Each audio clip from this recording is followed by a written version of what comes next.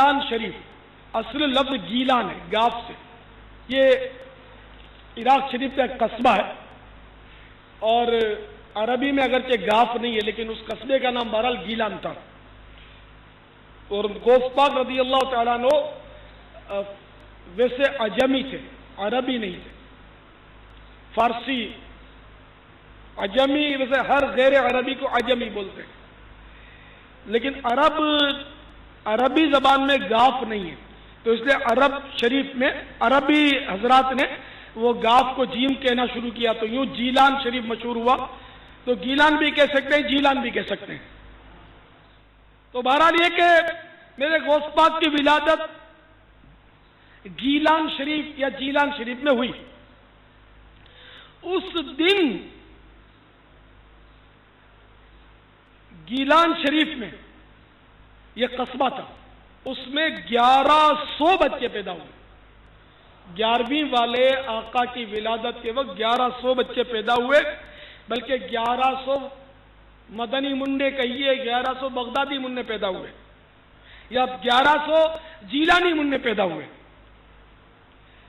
وہ سب کے سب لڑکے تھے، لڑکی ایک بھی نہیں ہوئی۔ اور مزید غوث پاک کی برکتیں دیکھیے کہ وہ 1100 ولی اللہ بنے۔ صلو علی الحبیب۔ میرے غوث پاک کی چوتھی کرامت،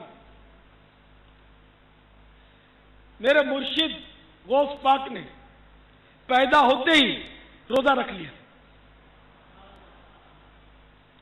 سارا دن دودھ نہیں پیا، یہاں تک کہ جب سورج غروب ہوا اس وقت ماں کا دودھ نوش جان فرمایا۔ سارا مہینہ ماہ رمضان سارا آپ نے اسی طرح روزے سے گزارا۔ کسی نے کتنی پیاری بات کہی ہے، غوث اعظم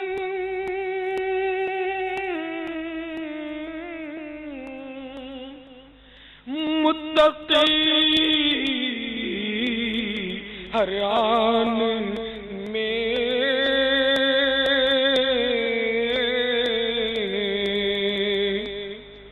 چھوڑا ماں کا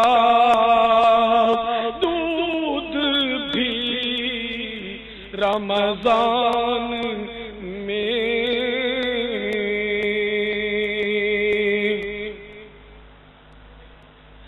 کرامت نمبر 5 برس کی عمر میں جب پہلی بار رسم بسم اللہ، یعنی بسم اللہ پڑھنے کی رسم کے لیے کسی بزرگ کے پاس آپ کو بٹھایا گیا تو حیرت انگیز کرامت ظہور پذیر ہوئی، اور وہ یہ کہ میرے مرشد نے بسم اللہ تو پڑھنا اپنی جگہ پر ہے، آپ نے پڑھنا ہی شروع کر دیا۔ اعوذ باللہ من الشیطان الرجیم بسم اللہ الرحمن الرحیم، یہ پڑھنے کے بعد سورۃ الفاتحہ پوری پڑھ لی، اس کے بعد الف لام میم شروع کر دی، اور پوری سورہ بقرہ بھی سنا دی، یہاں تک کہ میرے مرشد پاک نے 5 سال کی عمر میں بغیر کسی ظاہری استاد کے پاس پڑھے 18 پارے پڑھ کر سنا دیے، اور وہ بھی زبان۔ اس بزرگ نے عرض کی شہزادے اور بھی پڑھیے نا، فرمانے لگے بس مجھے اتنا ہی یاد ہے، میں 18 پارے کا حافظ ہوں، کیونکہ میری ماں کو بھی اتنا ہی یاد تھا۔ جب میں اپنی ماں کے پیٹ میں تھا اس وقت میری ماں جب پڑھا کرتی تھی تو میں نے سن سن کر یاد کر لیا تھا۔ صلو علی الحبیب صلی اللہ تعالی علی محمد۔ کرامت نمبر 6، جب میرے مرشد غوث پاک رحمت اللہ تعالی علیہ لڑک پن میں کھیلنے کا ارادہ فرماتے تو غیب سے آواز آتی، اے عبد القادر، ہم نے تجھے کھیلنے کے واسطے نہیں پیدا کیا۔ کرامت نمبر 7،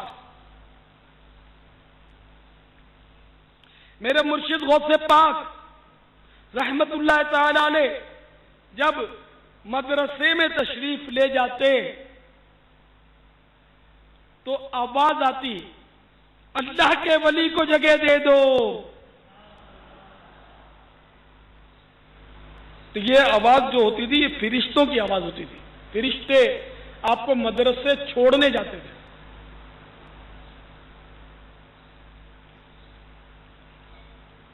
فرشتے مدرسے تک ساتھ پہنچانے کو جاتے تھے، فرشتے مدرسے تک ساتھ پہنچانے کو جاتے تھے۔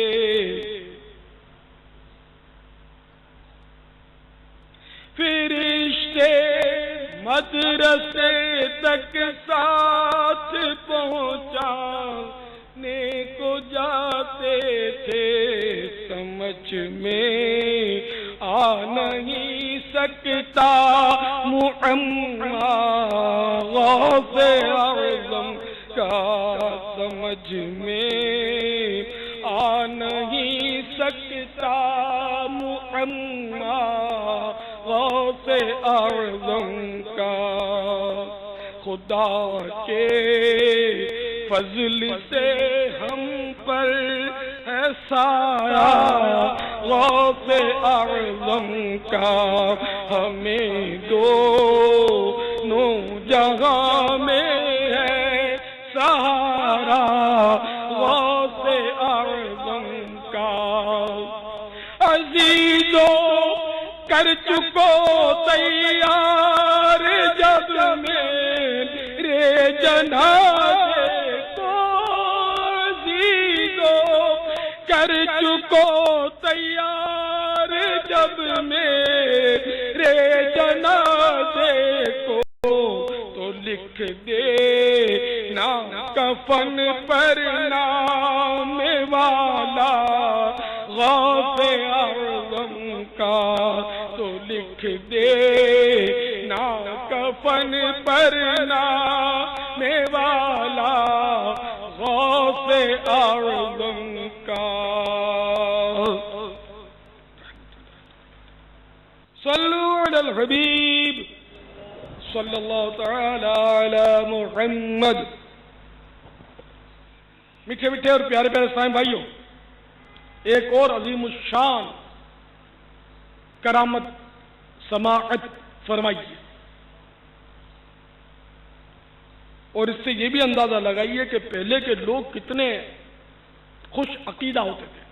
وہ تو پہلی حکایت میں بھی آپ نے دیکھ لیا کہ وہ عورت اپنے مرے ہوئے بچے کو بھی لے کر بزرگوں کی بارگاہ میں آ پہنچی کہ یہ ان کی ولایت کا شوہرا ہے، کیا بعید کہ میرا منا زندہ کر دیں، اور پھر واقعی منا زندہ لے کر ہی پلٹی۔ وہ خوش عقیدہ لوگ تھے۔ ایک اور خوش عقیدہ بڑھیا کا قصہ سنیے۔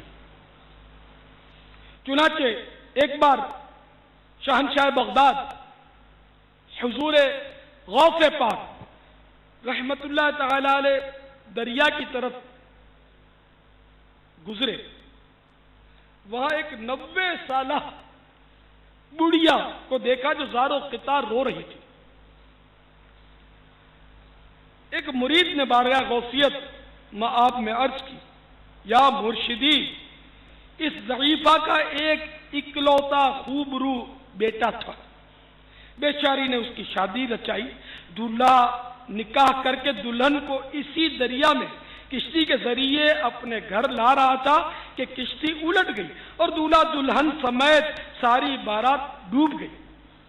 اس واقعے کو آج 12 برس گزر چکے ہیں، مگر ماں کا جگر ہے، بیچاری کا غم جاتا نہیں۔ یہ روزانہ یہاں دریا پر آتی اور بارات کو نہ پا کر روک دھو کر چلی جاتی ہے۔ میرے مرشد، میرے غوث پاک